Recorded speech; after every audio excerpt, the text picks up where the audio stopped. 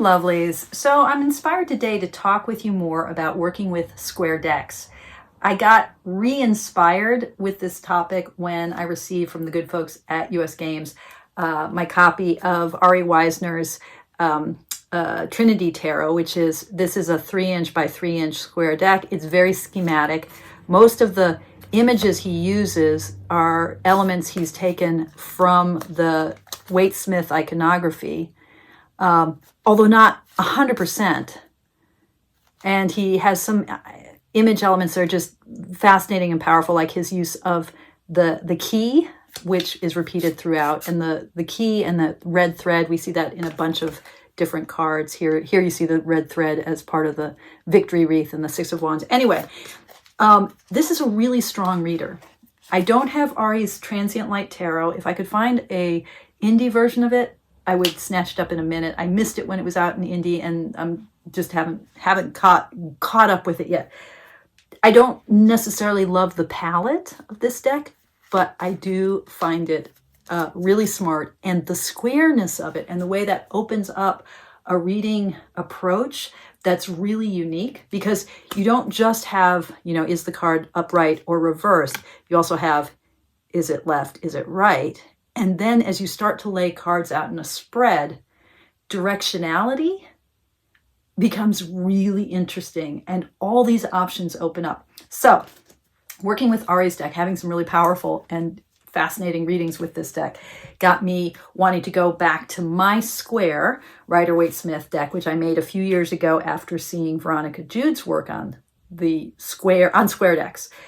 I'll try to find a link to Veronica's video below. But I couldn't find my deck. I sort of remember maybe I gave it away. I just couldn't find it. So I decided, okay, let me make a new one. And this time inspired by the difficulties of shuffling Ari's deck. This is 3 by 3 inches. It doesn't riffle. I thought, okay, let me make a larger square deck. So if you take a giant Rider-Waite-Smith deck and you cut it down in the inside borders, you can end up with a 3.5 by 3.5 inch deck. And this is riffleable. Now, with a traditional rectangular deck, we tend to just think about cards' orientation on the table in two very simple ways. We think, is it upright or is it reversed? And usually what we mean by that question is about the field of meaning that we associate with the card. So we might have a field of meanings that are all upright meanings, like, okay, this is the anxiety card. And then we might say, well, if the 9 of Swords is reversed meanings include, and depending on the reader, that may be things like literally the inverse of the upright meaning. So people might say, okay, 9 of Swords is basically the reverse of anxiety. So it's relief from anxiety. If upright, it's the anxiety card. Upside down, it's actually the opposite of that. It's not having any anxiety. More common than like just thinking about the reversal of the meaning is often people will think about the reversals as being a kind of blocked energy. So they might say, well, there's anxiety, but in some ways your perception of it is blocked or is impeded. But people will tend to come up with their own way of interpreting the reversed set of meanings for a card. Or they might do what I do. I think of reversals as moments when the tarot is basically picking up a card by its feet, like the Hanged Man, and dangling it and saying, wait, slow down. There's something here you need to pay attention to. I want you to think a little bit more, just like the Hanged Man. Hanging upside down is a kind of moment of suspension. So I always pick clarifying cards. So, I would pick a clarifying card to make sense of that reversal. And in this case, the Knight of Wands, I might end up saying something like, I don't know, I'm just making up a context here, but, maybe I might say something like, look, there's anxiety for you. That anxiety seems to be tied to that really active, fiery side of your identity, this desire to be in the world and responding, the Knight of fire. And because of that energy, you're experiencing that now as anxiety. I don't know, something like that, right? Okay, so that's with a rectangular deck. With a square deck, there's so many more options because the card can be upright. The card can be reversed. The card can be tilted to the left. The card can be tilted to the right. And I'm not going to work with a square deck by saying that there are 4 fields of meaning. I'm not going to say there's an upright meaning and a reversed meaning and a left meaning and a right meaning. I mean, I could do that, but that seems so needlessly ornate and complicated, when visually what's more compelling to me is the way in which, depending on the orientation of the card, the visual elements are pointing me into one of the 4 directions. And there's an invitation here to use this orientation of the card like in a game of Scrabble, like a crossword, like a game of dominoes, to actually build a reading visually on the table. So let's do a square deck reading, okay?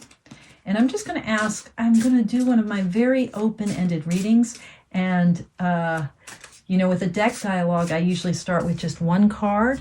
I'm going to do a kind of deck dialogue, but I'm going to start with 2 cards because I want to invite the ability right from the get-go to have a sense of conflict or contrast or polarity. That will really, as you'll see in a second, that will really enrich my reading. So I'm going to just ask the deck, really broad, really general, what do I need to know right now? I'm going to pick 2 cards. Ooh. Oh my goodness. Okay. So right off the bat, these are my 2 cards. What do I need to know right now? Something about the mysteries, the high priestess, I've just gone through this major initiation. Really, for me, it's major. It's not such a big deal in the universe, but of becoming a lineage holder in my Zen tradition. That's high priestess is an initiation moment, to be sure. And the Ace of Wands, how I'm feeling like drawn into action, like where is my fire now? Like what, given this initiation, what about my fire?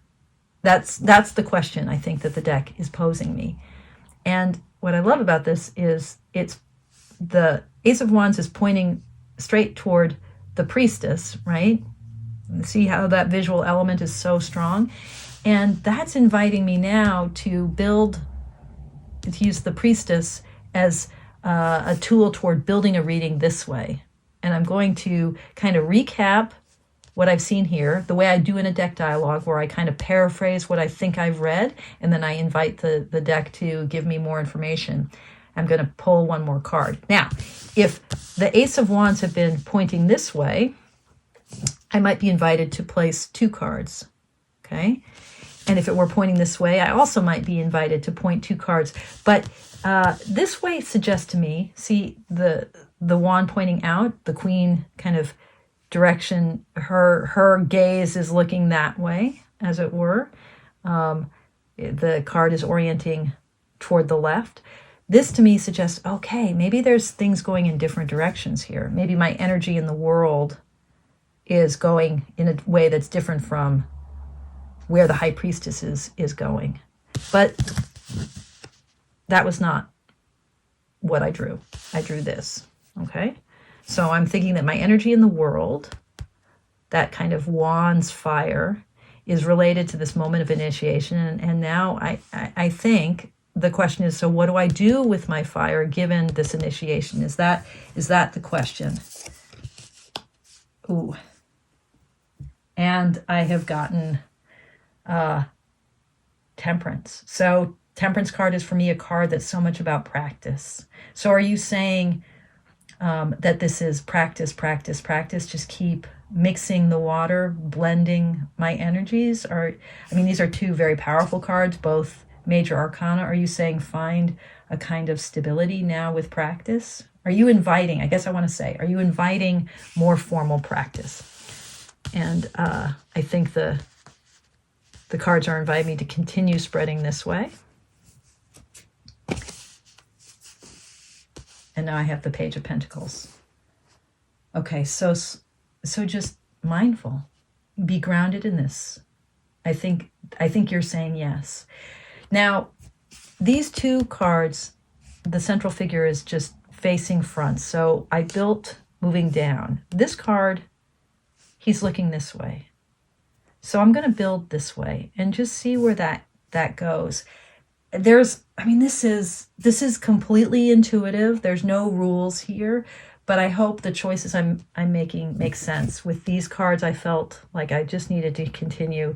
The wand pointed me toward the priestess pointed me this way, this points me this way, but he, I think, is pointing me toward the ground, which is something that the Page of Pentacles might very well do. He's pointing me toward the ground. So I want to ask now, okay, so you're saying, yes, practice, but take it slow, small steps, keep focused on the small, on the ground myself. What does that really mean?